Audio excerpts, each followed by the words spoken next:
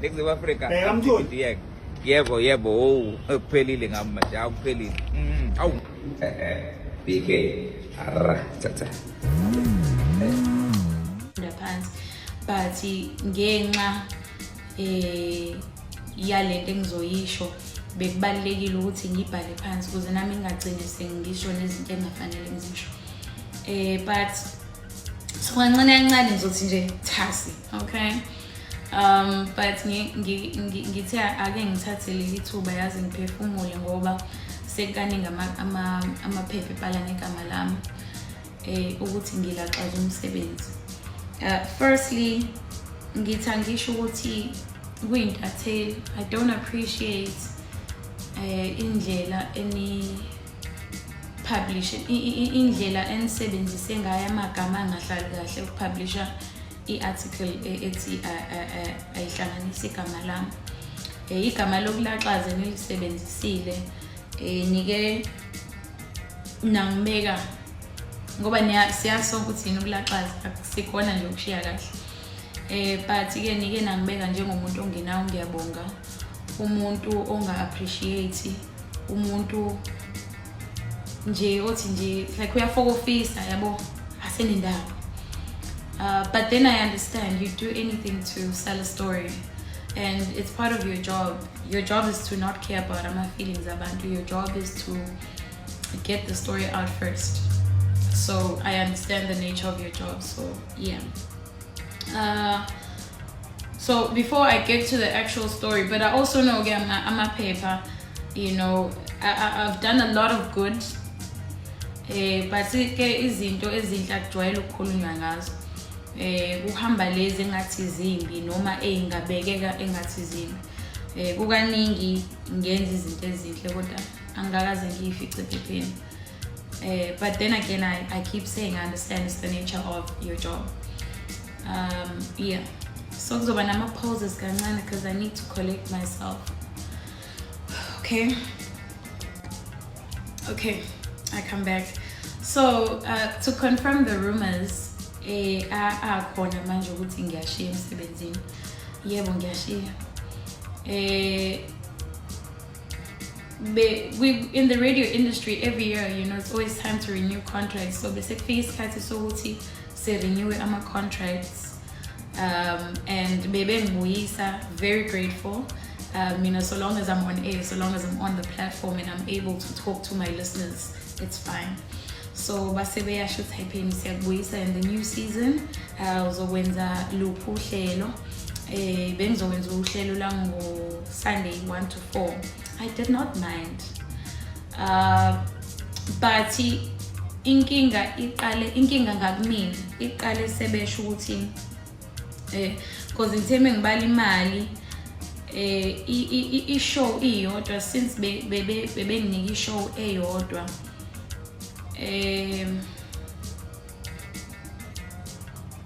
since bebenginika i-show eyodwa bebezongikhokhela u711 rand per show. Okutheme ngithi ngiyabala ngaphuma nokuthi shoot ngizohola u2800 rands ngenyanga. Ngike ngazizwa ngidelelekile. Kodwa ngehlisa umoya ngabuyela kubona abaphathi ngoba angike ngingathanda ukwenza isinqumo mase ngibheke emuva ngithi what if ngazama ukukhuluma nabo. So ngase ngiyabuyela kubaphathi ngaphinde ngacela ukuthi ngizocela sibuye sibonane sikhulume ngale offer yami entsha ye season yalonyaka. Yeah, so my whole thing was I don't have a problem with the show, but bengicela ukuthi mesikhona isikhala mhlambe ningiphe enye show ezokwazi ukuthi nezelele kule mali engizoyihola.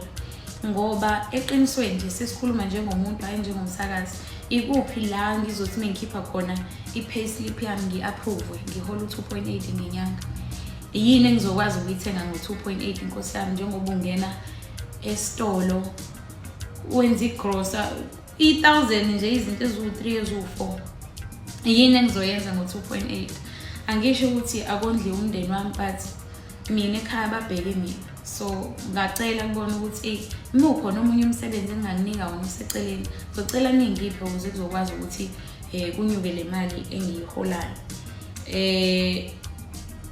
I think I got to a point where I had to ask abaphathi ukuthi bona ke mase sikhuluma iqiniso bangaphila ngo-2,800 rands ngenyanga. Ngangicela lapha. So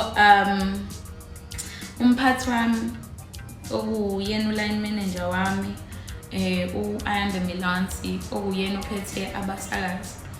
Sithe mesikhuluma kwama negotiations waseyasho ukuthi Penny, I think you know you can check other things ongazenza. Kahle be suggest ukuthi angibheke ezinye izinto engingazenza other than radio, other than being behind the mic, other than being on air. Wathi ngingabheka like khona izinto behind the scenes. Angisho kabi kodwa ke into ayiphefumulile ngalesa sikhathi ukuthi I should check other things engazenza. Not for extra money. I think lapha besekhulumela the whole career yami as a radio presenter ukuthi awubheke ezinye izinto. Liyanta ishilo ike yangibulala ukuzethemba kwami ngokusakaza. Because indirectly it's like I'm being told that you're not good enough, try other things. Ukuthi sengihambe isikhathi eside ngokusakaza. Abantu ekade sikhula nabo kulezi zinto ze radio bayazi Nkosi yami ukuthi radio ngiyithanda kangakanani. And yeah, okay. So ngibese ngithatha isinqumo sokuthi ngibacela ukuthi ningabe nisayivuselela icontract yami kulonyaka. Angiyekanga ngoba mhlambe khona ongcono ngikutholile, angiyekanga ngoba ngithanda, angiyekanga ngoba khona amadlela ahlaza sengiwatholile, cha. Ngiyeke ngoba imali besengizonikwa yona binganele ukuthi ngingakwazi ukuthi ngiyiphilise. Also umuntu owazi mina Nkosi yami uyazi ukuthi ngikuthanda kanjani ukusakaza. Mina singathi sihamba dlala iradio ngehlisa ingoma ngisakaza. And umuntu owazi mina uyazi ukuthi Gagasi ngithanda kanjani. And it's one company ebengingayitshela ukuthi ngizofika la ngithi ngifuna ukushiya khona. You know, I love Gagasi FM. But it's true, I'm not coming back this year. And ize kunjalo ke ngithi angibonge Gagasi for the opportunity that was given to me 2 years ago to showcase my talent. And I actually used to find it funny when one of my articles abhala ukuthi uPenny Ntuli is the most paid radio presenter. But that's a story for another day. I also hope kubantu engiye ngibasize mhlambe ngemali bazobona ukuthi ngisuke ngisiza ngoba ngithatha iphaketheni lami nginayo ngaleso sikhathi, hayi ukuthi khona imali ephathekayo engiholayo. Mengacela imali eningi emsebenzini, but bengicela ukuthi bangiholele imali ngizokwazi ukuyiphilisa ngayo. Hayi ukuthi ngiphakeme noma ngizibukela phezulu, but into ebengiyicela ukuthi please at least value me. Yeah, I had a long conversation nobhuti wami nomndeni. Sathi mesikhuluma before kuphuma ama-articles, sathi mesikhuluma wathi sis dadewethu ngicela uhambe futhi ungali ngoba mina ekhaya ngafundisa ukuthi isihlahla asinyelwe. So bengizohamba peacefully, of which I'm doing, but kutheme kuphuma la amaphepha ngabona ukuthi igama lami lizopendeka njengomuntu mhlambe owenza into wrong. So ngase ngithi awuthi ngisase ngisibeka izizathu sami sokuhamba. But ke yize sekunjalo, I just want to say sengivala to those aspiring radio presenters who want to do radio. I will tell you the Gagasi FM is one of the best companies to work for, so shoot your shots.